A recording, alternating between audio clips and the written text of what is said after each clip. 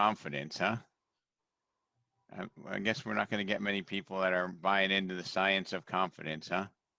I'll give them a few more minutes, Rob. Okay.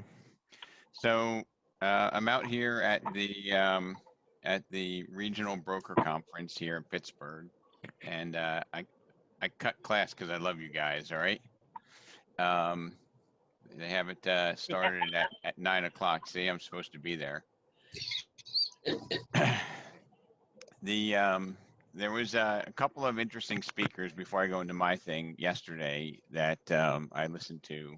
One of them, I think his name was Michael Dominguez, and he talked about um, industry and how it's changing. And he was the chief revenue officer for MGM Grand for, I want to say, 6 or 7 years. A really bright, dynamic individual.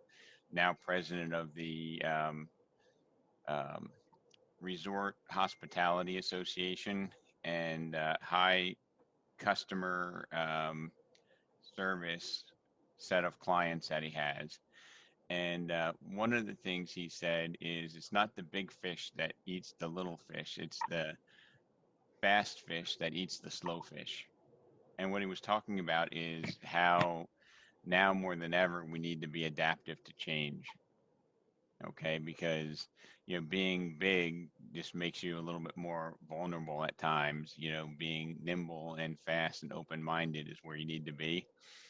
And then another quote that he had, and I'm probably gonna um, mess it up, but Jeff Bezos was studying business, and he went to his group of senior leadership and he said, look, one day Amazon's going to be the next Sears. He's like, our goal is to defer that as far as humanly possible.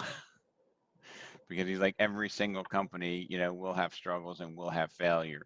And that's true to us in our own individual businesses, is that, we're going to have struggles. We're going to need to adapt. Things are going to change. But, we just need to not be complacent in what we're doing. So now I'm going to go off to the topic. We're up to over 30 people.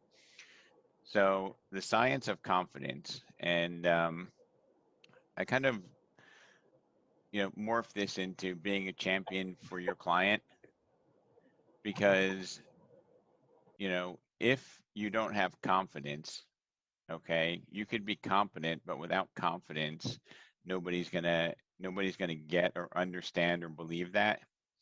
And I want to have some feedback from you guys. So if you can unmute yourself, who wants to, like, what level of confidence do you have in the core business that you do? I see Paul, Colleen, John. Like, what's your confidence level in the core activities that you're doing?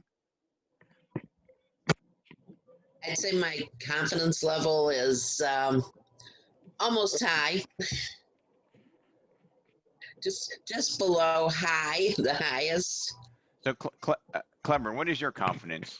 I saw you come into my screen here, so I think you're on. Yes. So I tell you this, and I shared this with you this past week. When I'm face to face, I'm totally fine.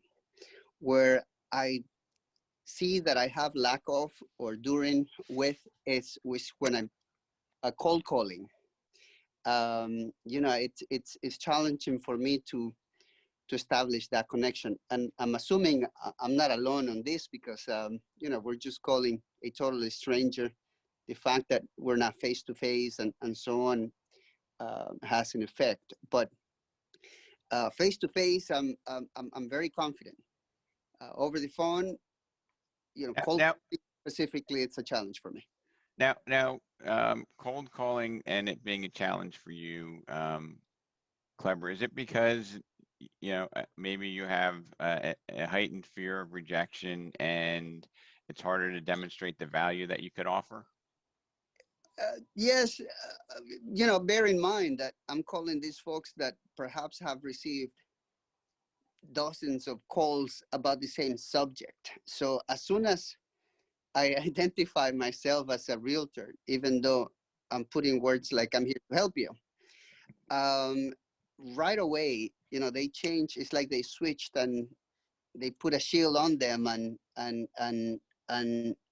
it's all about defending themselves, so to speak.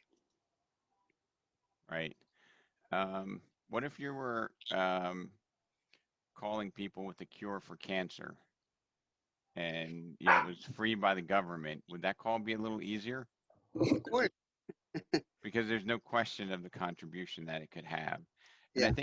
I think that, whether somebody engages us or not, I think our contribution is consistent, right? We're not here today. I mean, at some point everybody's going to have a real estate need, or is likely to have a real estate need, probably in the next 5 to 7 years, right? Correct.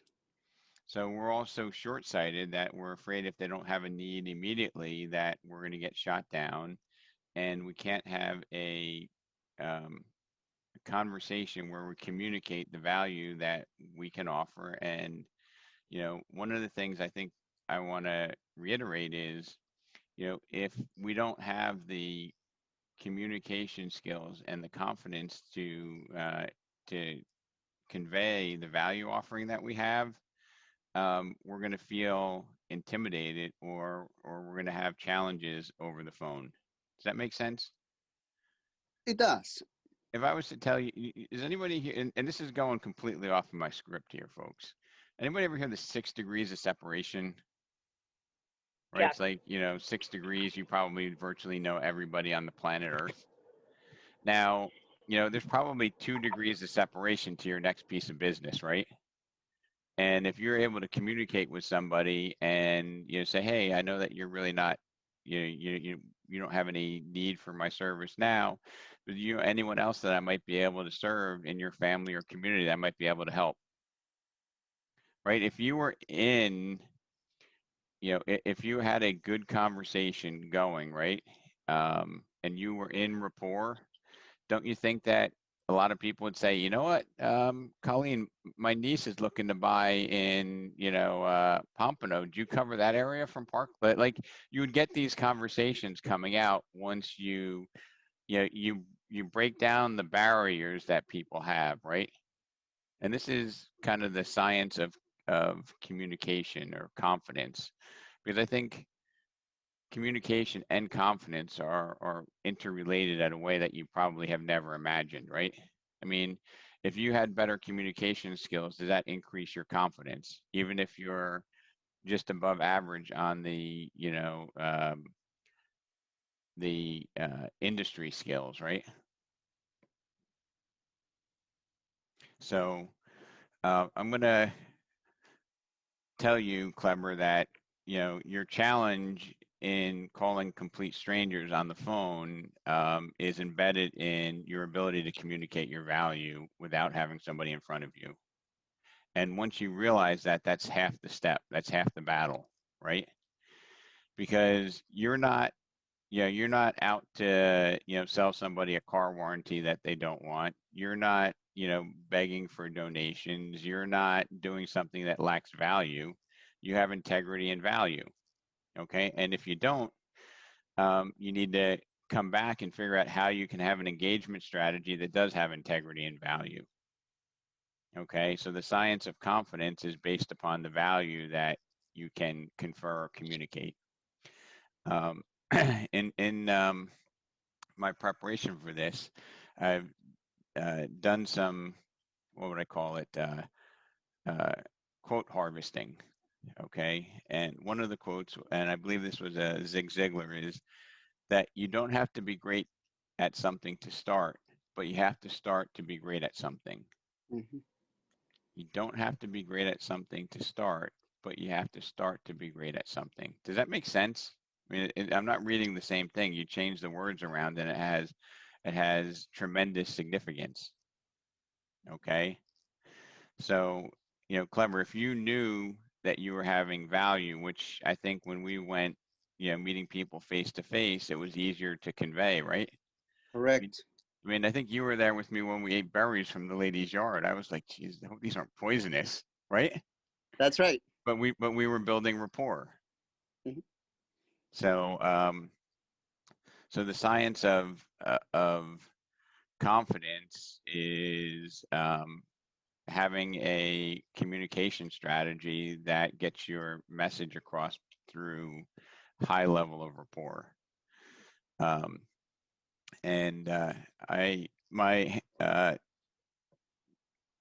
accompanying document is be a champion for your client. Okay, and after I challenge everybody to start, after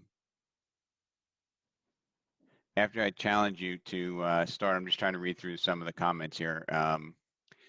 It is about culture, okay? And one of the great things about the group of people that come on this call and the people that are in your office is, you know, we have a culture of contribution. With a culture of contribution, it gives us the confidence to communicate. A lot of C words going on here, but that's the reality, okay? It starts with culture. We need to surround ourselves with like-minded, growth-oriented peers, right? Does that make sense? If we surround ourselves with people that are negative and saying that'll never work, is that going to empower us to be all we can be, or is that just gonna, you know, pull us down a notch or two? I always say where there's a will, there's a way. Yeah. And it's true. Given enough time, anything's possible. And is that Heim? Yeah. So Heim, the other thing I would say is if there's a will, there's a way is very admirable. But I think that what we need to do is surround ourselves with people who've had similar experiences and can get us there just a little bit quicker. Because, you know, albeit if it's your third house that you're selling or your 30th or your 300th, the consumer or our client shouldn't suffer because of our finding a way, right? The collective knowledge of the group will give us the ability to make the right decision, have the confidence to perform at a very high level. Agreed, So, within limit, definitely. so, you know, it starts with culture. Surround yourself with like-minded people. Does anybody know Jim Rohn, R-O-H-N? Yes. Okay, who is Jim Rohn, Paul? Jim Rohn, well, he was one of Tony Robbins' mentors. He's a self-help. Well, he's passed now, but he was one of the original, and in my opinion, best self-help people. He was a tremendous thought leader, Yes. and he was the person that kind of gave Tony Robbins the foundation for his career. And I actually thought that this was like a Tony Robbins quote, but he always gives credit to Jim Rohn. Okay, and this one's going to hurt, folks. Okay, you are the average of the 5 people you spend the most time with. You are so if you're the smartest guy in the room, let's diversify our audience, right? So that we have people that can bring us up, because you become the norms of the people that you hang out with. And I'm gonna read some things, and you might say, well, Rob, that, you know, why are you wasting my time with this? But I think as we hear this, it basically becomes programmed in our head. Culture is the beliefs and behaviors that determine how an organization's members interact, behave, and handle transactions. Culture is the belief and behaviors that determine how an organization's members interact, behave, and handle business transactions. Often, culture is implied, not expressly defined, and develops organically over time from the cumulative traits of its members. Does that make sense? Because culture is not something that you can, like, you can't grab culture, right? You can't see culture, but it's there, right? I mean, I'm gonna call on you, John, because you have your camera on. So if you want to be anonymous, don't put your camera on next time. I'll turn it off next time. Right. So culture. You feel culture, right? I mean, culture is why you're part of the office that you're in, and it's part of what you do, right? Correct. I mean, that's why I chose to be there. But you can't just put it. You can't confine it to 4 words. You can't smell it. You can't see it. But it's clearly prevalent, right? Absolutely, yeah. You know, it's like you know, the speaker. Go ahead. Was that Oh, I'm Foz? sorry, Ron. Were you saying something, Foz? No? Okay. So the speaker that we had yesterday out at our conference here, who was the chief revenue officer for all of the MGM properties, pretty big title. He was originally from San Antonio, and he said, culture in the San Antonio Spurs is everything. And he said, what the culture is it's all for the team. And he talked about, I think the San Antonio Spurs are the only team that have won a championship in each of the last 3 decades. Random fact, but it's one of the smaller basketball markets out there.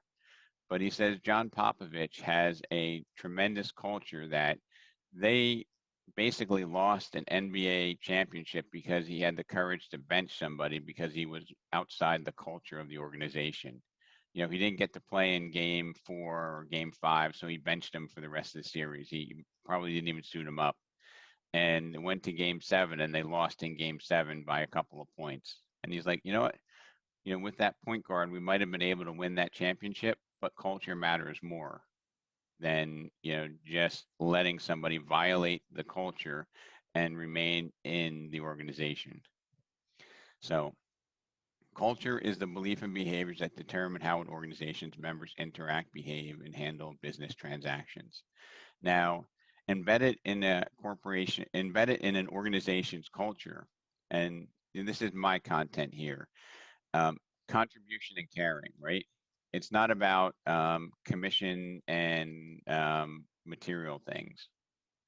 Because the people who, a vision board is great, okay, having goals and things that tie you to where you want to be. But if you would do something that was against your integrity to get that material thing, that's a violation of the cultural integrity. So embedded in a culture is contribution and caring, and the people who care the most are some of the most effective people in any business. Okay. And this is something that I remember young Rob Dukansky, when he first started out, was with our company before he purchased every other billboard in New Jersey. And one of the things that he had on his board was this quote: "You can get everything in life you want if you just help enough other people get what they want." And Paul, you know where that one's from, right? I do. His name is escaping me. He's a Southern guy. I'm looking through my phone right now to get his. Zig Ziglar. Zig Ziglar. Thank you. The guy with the funny name. Yes. But And funny accent. Southern accent. But if you approach things from that perspective, and this is all coloring the science of confidence, right? Because if you approach the game, if you approach your business from the perspective of, hey, Paul, you can get everything in life you want if you just help enough other people get what they want. I mean, that's the essence of a win-win, right? Mhm. Yeah, 100%. It's not, take from people without contributing. You help people, you will have massive, complete abundance. So, anybody challenge me on that, or does that make sense? All right. Commitment. So, a business plan without commitment is just a wish, right? I mean, successful people don't want to do the things that unsuccessful people don't want to do, but they just do it anyway, and they do it when they don't feel like doing it because they're committed, right? So people who are successful and do activities that get them to higher production levels and ability to serve more people, they don't always love what they're doing, but they just have a commitment to do it anyway. So commitment is making a decision, means committing to achieving a result and then cutting yourself off from any other possibility. And I'll read that again. commitment is making a decision that means, making a decision means committing to achieving a result and then cutting yourself off from any other possibility. So once you decide, if Paul, if you decide you're driving to, where's your investment home, Buffalo? Yeah. If you decide that you're going to Buffalo, you're not going to land in Lake George because you know where you're going, right? You're going to figure out a way. If the road has a construction, you're going to take a detour and you're going to find your way there. You're committed to arriving at your end destination. And Tony Robbins, if you've ever been to any of his events, he's big on breaking things down. And I think with the Latin, it means to cut off all other possibilities is, the derivation of the word commitment if you go back to the Latin days.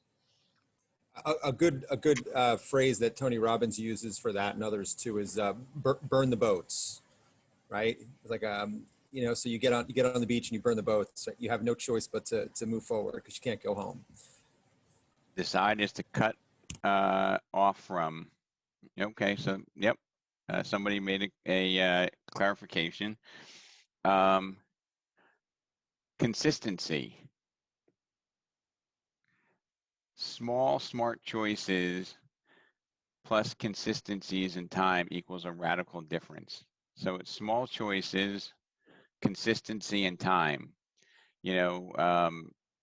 My analogy here is like if you commit to call 2 hours a day or 15 minutes a day and you don't do it for 2 weeks, can you call for 8 hours a day for 2 days in a row, Paul, and be effective?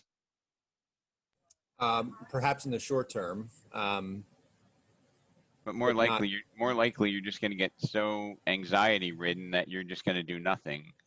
Would be my bet. Like if you procrastinate and you don't have the consistency of doing a few little things, it's going to become a behemoth that you're not going to be able to address. Confidence. Okay, this is what we talked about, the science of confidence. And, this is my interpretation where if you don't have belief in yourself, in your communication and your message, it's always going to be unanimous, right? Like if you're tentative, nobody's going to follow you.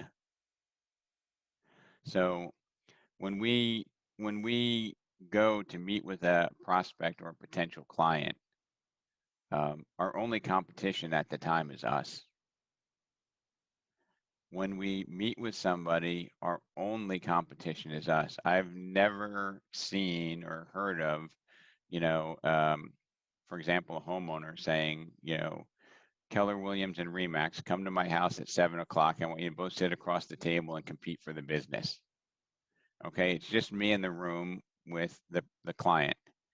And it's my chance to show how we're different, how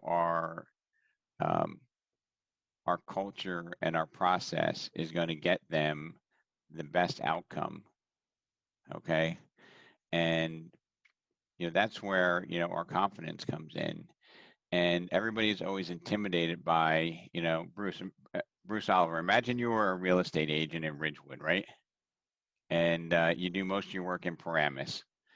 And somebody asks you, Bruce, how many $2.5 million houses have you sold in Ridgewood? And your answer is 0. Does that put you in an awkward spot? Not if I'm prepared. So to me, a lot of this is about, the confidence is knowing what to say, knowing how to handle those objections, going in with a blueprint of preparation. You can, not preparing is preparing to fail, right? So you can never fail if you're prepared, right? You either learn something, you do something. So to your point, when I feel uncomfortable, I mean, this is the art of science of confidence. I certainly wouldn't feel confident at all if I've never done that, but I could feel confident in how I'm arriving at it, what I've learned, what I've talked to some. Well, our office does this or that, whatever my scripts or the things that I've learned to help me have the confidence. Because to me, in order to have the confidence, you have to practice. You have to, comedian, someone who's on stage, they practice all the time. A singer, they practice it. The professionals that are on this call that do fantastic, and the ones that aren't, because right now they're out there doing fantastic. We all practice. We role play. We practice. We go on calls like this. So, yeah, it would be hard, but fortunately for myself, I've learned enough where I would talk to people that have the $2 million listings and find out from my manager how I can handle that objection. Because to me, if you don't know what to say, you'll never move. You'll never get off your feet. You'll never give it a shot. And I'm going to tell everybody, and Bruce, I think you're spot on, but I think, it's not about having a trick answer, right? But usually that question is not a pivotal point, and if you have confidence, I can say, you know what, Bruce, before we talk about how many $2.5 million homes I've sold in Ridgewood, let's see if we're a good fit to work. Like, you have to have that ability to deflect without being, um, you know, without the customer feeling like you're avoiding the question. Because is the fact that, Bruce never sold a $2.5 million house in Ridgewood paramount to the decision? Maybe he sold $5 million houses in Saddle River. That doesn't make any difference. It's the way that you handle it, the confidence and the communication that you address the whole situation without seeing like squirrely. And if you feel like somebody can give you a got you question, believe me, they sense that, right? They sense that 100%. you have insecurity about that whole process. But I also think being able to be clear on what it is that they value in that. So they must think that means something. So being able to have the knowledge of, like you said, pivoting and redirecting on being able to, because if they think that somebody that did that is going to be valued to them, well, why? And then you could obviously pivot and do those things you said. So I couldn't agree more. You just have to, we're all going to get questions that we're uncomfortable with. We're all going to get things. And I think the key is, you get these players that play a sport. I mean, there's almost nothing they've never seen on the basketball court because they've done it for so long. It's just experience. So I agree. And I think it's the art of the science is a study. You have to, science is easy. It's the execution of it, Yep. So, if you're truly having a balanced conversation, you're entitled to ask as many questions, right? And that ability to communicate comes from you having the confidence that even if you don't have the anticipated answer that you think they're looking for, the game is not over, and you still have no competition in the room while you're there. It's your opportunity to communicate the value proposition that you have. So, conversations with the right expectation. And I will say that one of the biggest mistakes that I see in the industry is, we go out for a business opportunity, whether it be a buyer or a listing opportunity, and we haven't set the expectation of the meeting. What I mean by that is, do you think sometimes, and Bruce, you're not listing and selling, but do you think sometimes a homeowner might, call John Joyce over just to get an idea of what their house is worth and not have any intention of listing today? Not only do I think that, but I think that's where we have to be so clear that that's where the opportunity starts, right? Because they obviously value something we could give them, and then find out how to, through all the things you teach, and you guys know as real estate professionals, how to convert that. But yeah, anytime you have that opportunity to bring value to somebody and they call you because they think you can, to me, your job becomes trying to see how you can deliver that value. Yep. And if, John's mindset, as a homeowner is, hey, I'm going to call 4 people to come in here. And after they all come in here, I'm going to make a list and make a decision. That's a very logical assumption, in my opinion. And, if you're selling a $2.5 million house in Ridgewood, you might say, that's rather prudent to shop, right? But if Bruce, if you were to go and say to John, hey, John, just wanted to make sure that,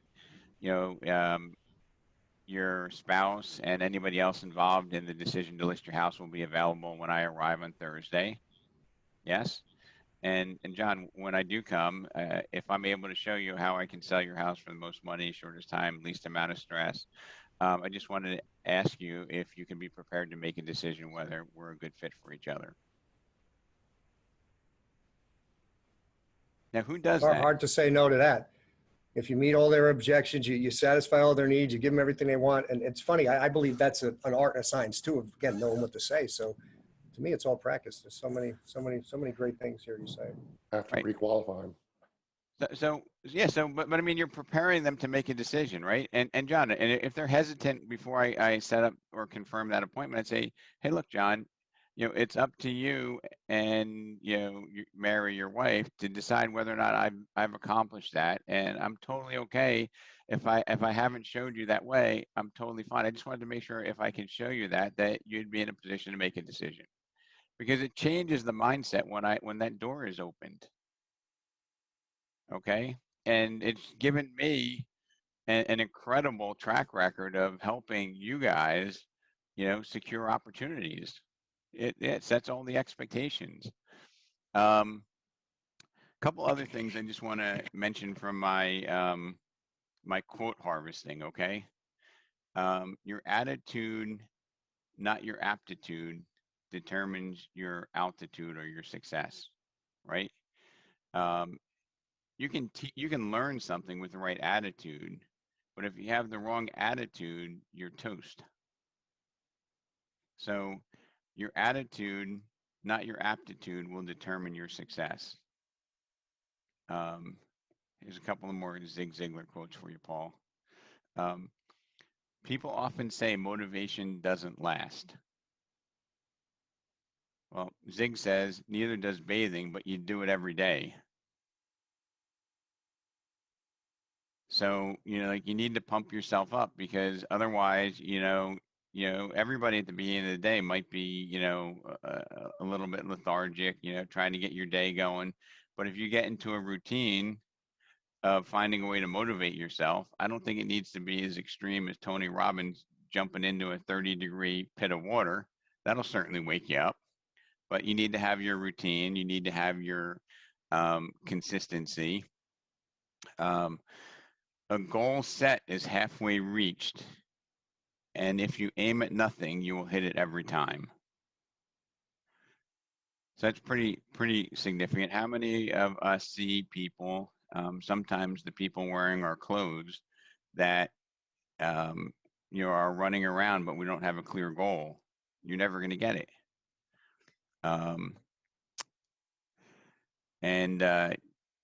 Another Zig quote: "You were born to win, but to be a winner, you must plan to win, prepare to win, and expect to win." You were born to win, but to be a winner, you must plan, prepare, and expect. Plan, prepare, and expect, right? If you don't plan, prepare, and expect, it's going to be a random success story at best. You're going to be that agent that sees their income up and down, up and down, up and down. So there's really a science to this whole success, confidence. Confidence is parlayed into effective communication. Effective communication is parlayed into conversions. Conversions equal closings, and closings equal commission, right? Pretty basic. Does anybody have any questions, comments? See, now I see Jay with the camera on. I'm going to pick on Jay now. Jay, what's your thoughts? What's my thoughts? Yeah, I mean, whatever. See, So, did I freeze or did you freeze? It's him. Okay. I Jay. have a comment. Jay, hold on one second. Lorraine, we'll come back to you. Jay, you're on mute. Jay, you're on mute. I hear him in his facial expressions, though. I love it. The energy's there, man.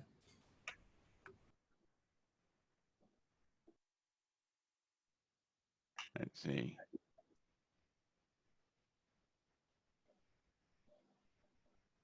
So Jay, if you can hear me, we can't hear anything. You have to unmute yourself. Something's going on. I mean, there was something big going on there, Paul. I mean, Bruce, and we missed it. We'll go to Lorraine. You had a question or a comment? I just had a comment. I had a listing appointment, and the client really had a very unclear idea of what her home was worth. And so it really just drove home for me how important those, like, what is your home worth kind of appointments and marketing to people, how important they are. Okay, fantastic. And how did it end up? I'm gonna try to close it today. Fantastic. Good luck. Thank you. Did we lose Jay? Okay, I think we might have lost Jay. Yeah, I mean, apparently my connection is unstable. But I posted in the chat, what my mindset, or what you've taught me my mindset should be in all of these things. I'm going on an appointment to have a conversation. And as I wrote there, the impression you make on others does not depend so much on the kind of job you do as on your sincerity and honesty of purpose. So it's exactly what you point out, that when I go there, I'm going to have a conversation. I'm not going to get paperwork signed at an above price that I can't get them, because that's not a win-win for anybody. That's a lose-lose. And if they want to overprice it, then I don't think I'm the guy for you. And it's okay for me to say that. I think, Jay, my next shift for you is to try to have some self-discovery tools for them to identify that that's not the way that they want to proceed. Gotcha. You're right. So we'll do a half-hour session, and I'm going to go through some language on how you can get a homeowner in a conversation to recognize and convince you that they need to price their home aggressively.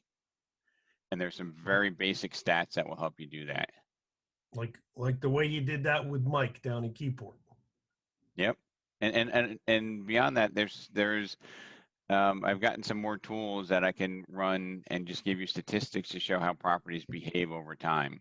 Because my favorite question, Bruce, is this one. When you go in there and you get that homeowner who's like, you know what, Bruce, I'm in no hurry to sell my house. I can wait for the right buyer. Folded arms, they always go like this. I'm not giving it away, Bruce. I can wait. I'll wait for that perfect buyer to come by. And is that like logical in your opinion for somebody who's not in our industry to think, maybe if it's on the market longer, I'll come across the perfect buyer and I'll get a higher price? If I'm being in an honest way, for me, when I hear somebody like that, because we get clients like that too. Oh, I'm going to wait for the rate to come here before I go buy. I'm going to wait. We get that same challenge. And to me, that they're just not a motivated buyer.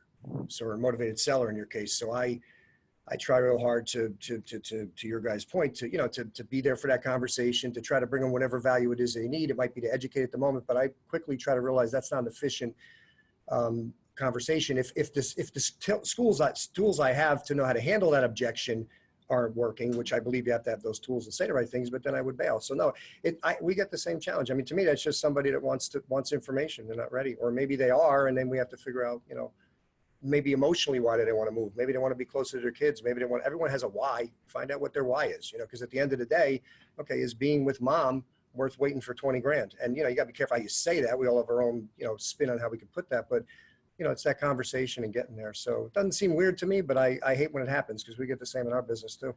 So, but I think, Bruce, that some people really feel like, my house, if I wait for the right buyer, I'll get a higher price, right? Because they're thinking like logically, like, all right, there's 30 houses in Ridgewood that are going under contract between 900 and $1.1 million, right?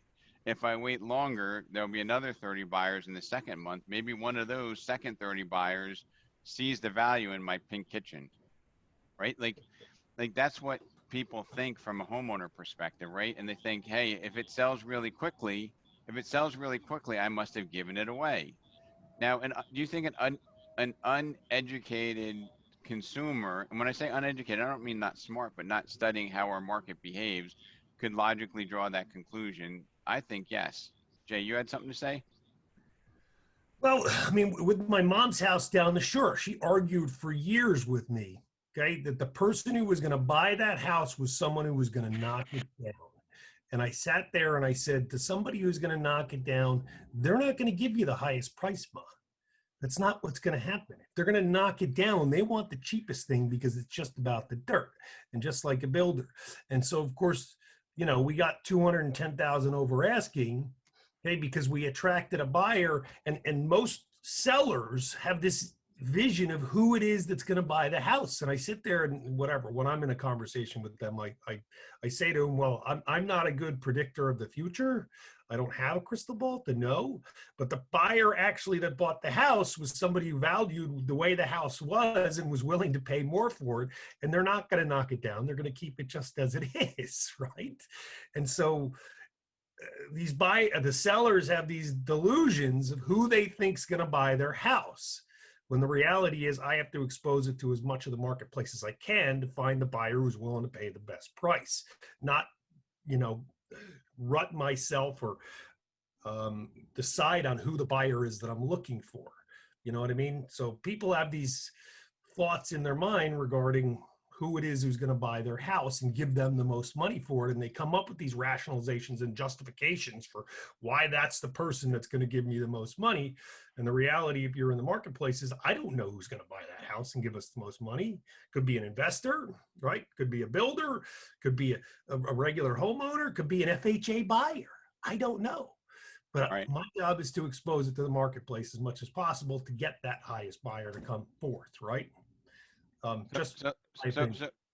a way to bridge the gap without being offensive would be, you know, and I'm gonna, since Bruce, you're not in the licensed real estate side of the business. If I was talking to you as a seller, I'd say, hey, Bruce, you know, I know that the numbers show it's, you know, a 1,000,001 is where the market is, and you want to try for 1,200,000 because you're not in a hurry to sell your house. I might say, hey, you know, so I can better serve you, Bruce, can you put these in order of priority? Selling your house for the most money, shortest period of time, or having a stress-free transaction? Can you just put those in order of priority? Yeah, no, I would, you know, it's a little unfair for me because I'm so connected with the real estate professionals we do business with. So, and I work with buyers, so I kind of know what you guys go through. So I feel like I would, not, I don't know, but I get it. For myself, to answer your question, though, I agree. You have to have, you know, there's always, just like when you say the list, what are your four most important things? Because you got to find a house that may not hit all the four marks. It's the same with a seller, but you know, if to me, I wouldn't make a decision to sell my house based on the best price. I wouldn't do that. I'm either, and this is just me as a human being, who Bruce Oliver is. If I'm selling my home, it's because I've made a decision to sell my home. It's not because I want 100 grand more. I would want to maximize it, and I would want to, you know, understand what it takes, but I wouldn't, it's hard for me because I wouldn't make the decision based on it. I just wouldn't, but I can understand how buyers do that, and sellers. I mean, I can understand that a lot, but I don't get it, to be honest. Like, what? I don't even get it. What the hell? So if you get this amount, that's like going to work when we recruit, or when you guys recruit somebody, it's not, if I'm leaving to go to another company just for money, that's a bad start. I got to be leaving to go because it's something I need, something I want, something I want to achieve, or have some kind of other outcome. To me, it's not just about the money. It doesn't mean that money's not important, but it's not the most important thing. So I don't know that I agree. I mean, I'd like to get the best price, but me deciding to sell my home would not be about the best price. That's just me personally. But if I go to you and Hey, I'm just Rob, yeah, Jay, I've had people say both or all three. all three, great. So but here's the beauty of the confidence, and this is going to you, Jay, and to Bruce. So Bruce, if you were selling your house, and I just asked you to put those in order of priority, and you had to put them in priority, selling it for the most money, having it on the market for the shortest period of time, or having the least amount of stress, how would you put those in order of priority? Just play along. I would say 3, 1, 2. So least stressed, most money, and quickest. I mean, it depends though. If my outcome is I had to get out of town, then the quickest might be more important. But that, for me right now, that would be, if I was making a decision to sell, would be those. So, you know, because obviously I'm selling my house, I don't want to be stressed. Then it's the money. Because to me, being stressed is choosing the right person. So here's what's beautiful about this, Bruce. Whatever they answer, whatever order they put them in, the answer is always the same. Yeah. So in order to have the least amount of stress and get you the most money secondarily, what we need to do, Bruce, is position the house so that it sells quickly so that there are less showings. So you have alternatives to pick the, not just the highest price, but the best terms and conditions that will continue and close the transaction with the least amount of drama. Does that make sense? So Does. let's position it correctly to get it on the market. So for those of us who are worried about how do we come up with the answer, it's so simple because you ask them to put it in order of priority, but the answer is always the same. Not only Because that, but they're right in every scenario. If you're not saying they're not right, if price is more important to me, you know what, you're right. If it's the stress, you know what, you're right. If it's the, yeah, it's a beautiful, it's a great tool. I right, like it. all paths lead to the same road, right? So, and that's the communication piece to it. And that's where, the fish jumps in the boat, the homeowner sells himself on the strategy, right? Because I mean, it's an amazing, outlier. And I mean, like probably 1 out of 25, if not more, that by an extended marketing time, you actually find that perfect buyer that wasn't in the market today and is in the market tomorrow. Because, if I go to you, Bruce, I say, all right, so we want to have limited stress, but you want to price it at 1.3 million, 200 above the market because you're not in a hurry. If it takes us longer to sell it, Bruce, you think that might be a little bit more stressful? You're going to think the people see my house as desirable. And if it doesn't sell, what are we going to do to it, Bruce? Not only that, but not only do I agree 100%, you're right, but also I think, to me, we talk about, what's important to somebody. Everybody values different things. So when you actually subtly or in a good way can ask a question where you could point out all three things that somebody values in a transaction, you can always get them to really realize that they're going to have to all work, So to me, yeah, of course, if I just want the most money, but I want stress-free and whatever, it's not going to work, just not. And when I ask that question, I'm also taking control of the conversation, right? And I'm making you think of what You're you really, satisfying my needs. You're helping me need. get what Yeah, I want. Right, exactly. correct. So Well, you guys are pretty good over there at Remax Select Signatures, huh? You guys know how to get into that. I don't even want to sell my house. I'm ready to go. Come over, Rob. All right. Get that thing sold, man. You got it. So the last thing I want to just announce while we're on here is I'm going to share my screen here. And this is a compliment to all you guys, and how I learn is I'm going to be starting a new group called T2, and we're going to get together quarterly, and it's going to be a networking and idea sharing organization. Right now, we're trying to confirm a date at the Essex County Country Club for the end of October. And it's going to be all of our team leaders, because you guys have a tremendous opportunity and responsibility to lead the people below you, to lead your team members who are following you, and the top 10% of our agents. And I want to have everybody have a time to get together and share ideas. And I think that's going to elevate everybody. Okay. So I'm super excited about this, so excited I even had a logo created for it. So anybody like that idea? Excellent idea. All right. Andy, you got to get your real estate license. Great idea, Rob. So The logo is very nice too. The logo is excellent. well, and the best way to learn is from others that are actually practitioners that are similar mindsets. I mean, we have so much talent, and I know, Bruce, hopefully you're sincere with like, hey, these are some pretty great things that we come away with, but I've stolen most of these from you guys, and my mission is to communicate it across the board to everybody. You asking me questions, me helping you out has been a tremendous gift that I feel obligated to share with everybody to help everybody elevate in a shorter period of time.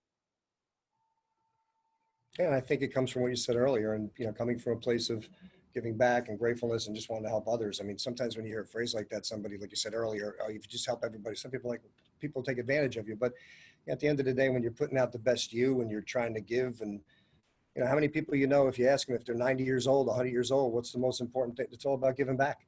you know, we're going to reinvent the wheel and not realize how to weave that into what we do every day. I think it's a mistake. I think it's good focus groups and talent and people that you have like-minded people. It's all, you know, so who you surround yourself with, right? So it's, I couldn't agree more.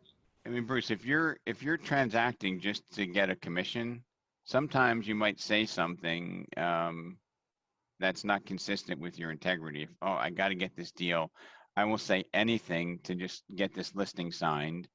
And you know what? Once it's signed, I'm going to go back to Bruce and say, you got to lower the price because I just didn't want to risk, you know, being honest with him and risk losing the listing. And that's just not what I'm about. Like, I'm about, like, you know, being honest to the point that it might hurt. And in an abundant planet, you know, I'm not afraid if, you know, Bruce says, hey, you're not the right guy for me.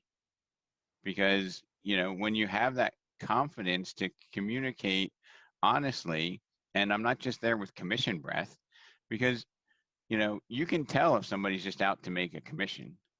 I mean, and it's like culture where you can't see it, but you can feel it, right?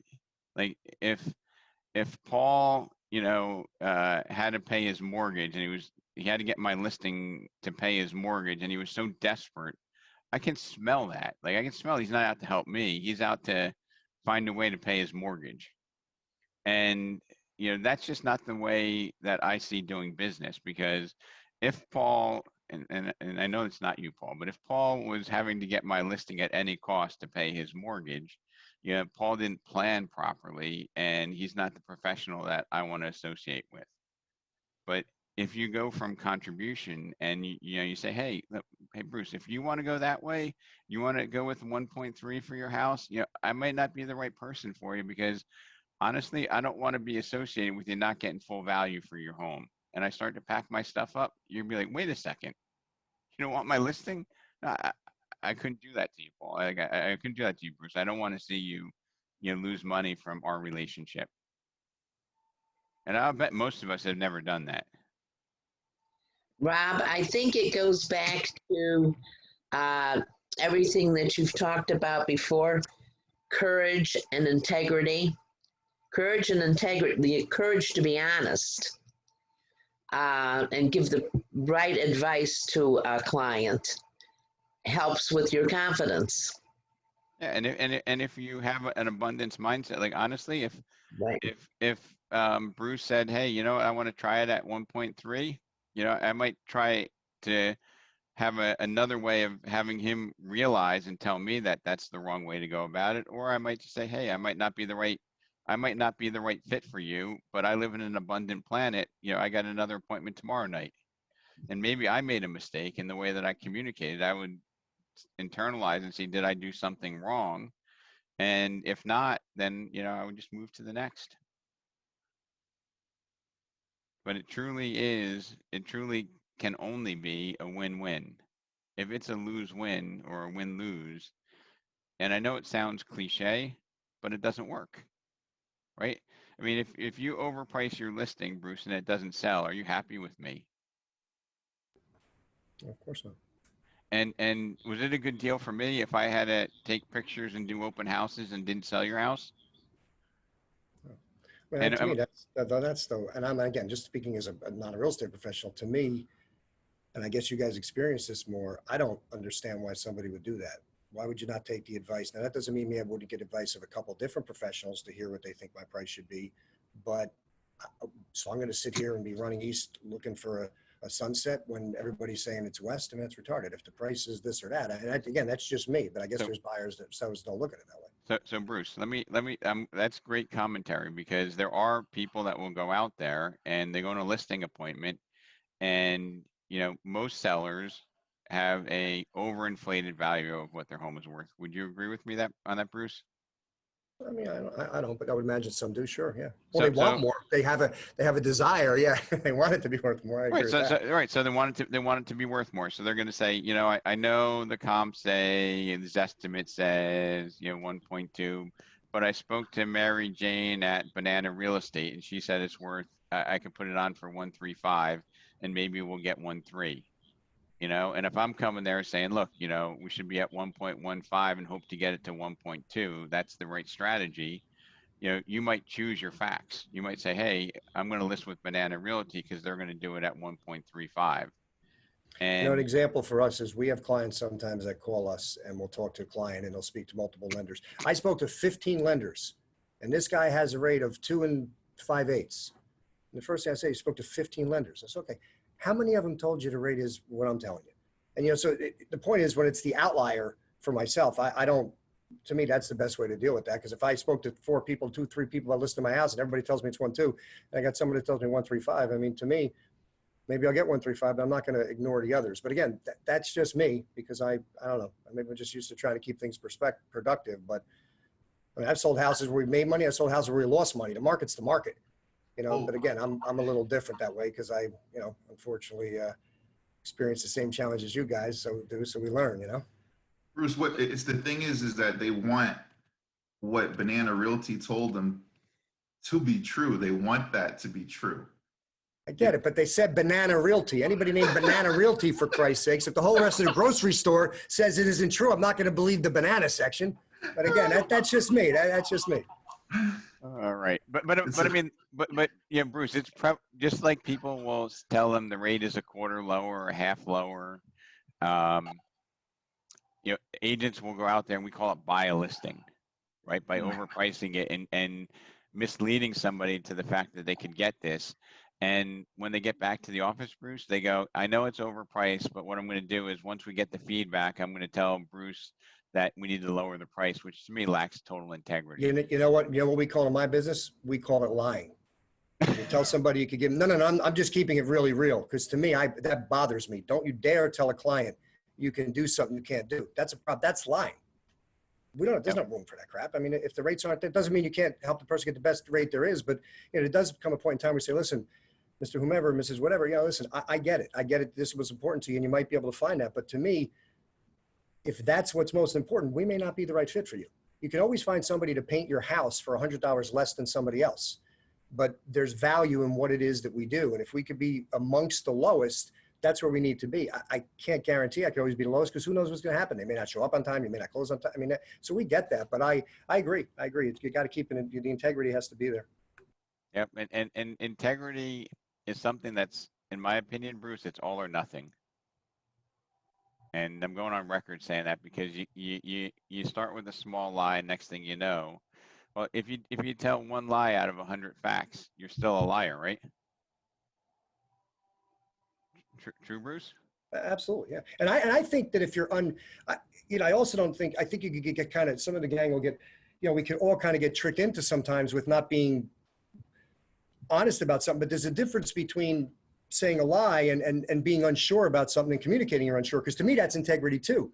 I'm not really sure, how I feel about that. I don't think I could do, that's just you being honest, but to say the opposite to me is where I draw the line. If you're saying something that's just that's not true, that's a problem for me. Yep. So, and when you lie, people can sense that, Bruce, right? Like, I think you do well because, you're not saying, probably most of the time, you're not saying, hey, that other guy's a liar. But when they talk to you, they can sense that, you're genuine and, hey, I've been doing this for, 22 years. I have a reputation. Like, you've been doing it and you have a reputation that's not going to be compromised by one client, one transaction, one rate quote. And the same is true for us. Like, there's no one listing or one buyer that's going to make or break us. And, even if you're honest and you don't get the deal, somebody buys that listing, you might be the first call when it doesn't work out. But hopefully you have the skill level to ask them the question. So what if you list with Banana Realty at 1.35 and it doesn't sell right away? What are you going to do? Andy, what are you going to do if it doesn't sell in 2 weeks? Then we'll just lower the price. You're going to lower the price. And Andy, if you lower the price and somebody comes to see it after it's been on for 30 days and had a price reduction, how do you think a buyer is going to approach making an offer? Well, they're probably going to wonder why the home hasn't sold just yet, and that may reduce a little. So would you expect it to be above the adjusted price or below it? What would you thought be? Their offer would probably be below the adjusted price because they see that the demand was not there. And Andy, what if we listed it, let's say, maybe the right price was 1.2, we listed it at 1.15, and we had 9 offers. What do you think would happen to that price? I think we definitely get some bids, but Now, if I had 9 offers for you, would you be okay if I went to the top 3 and said, we need the highest and best above 1.225 by Wednesday at 5? that would be good. So if we work together, right, how would you want to introduce your home to the market? What price would you like to choose, Andy? I would like to I would like to price the home to where we got all the bids and all the offers.